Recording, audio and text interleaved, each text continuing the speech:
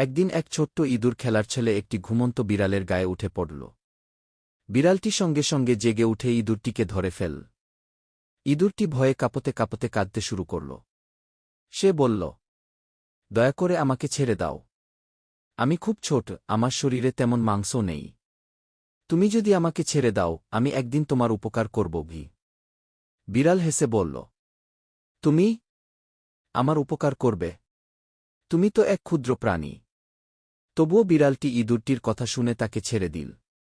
কয়েকদিন পর বিড়ালটি এক শিকারীর ফাঁদে আটকে গেল।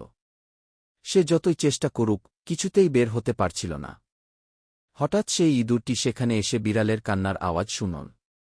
ইঁদুরটি দেরি না করে নিজের দাঁত দিয়ে ফাঁদের দড়ি কাটতে শুরু করল। কিছুক্ষণ পর ফাঁদ কেটে গেল এবং বিড়াল মুক্তি পেল। তখন বিড়ালটি খুব লজ্জা পেল আর বলল, তুমি ঠিকই বলেছিলে, ছোট হলেও উপকার করতে পারো। তোমার কাছে আমি কৃতজ্ঞ। কে এই ইঁদুর জন্য সবাই লাইক সাবস্ক্রাইব করুন।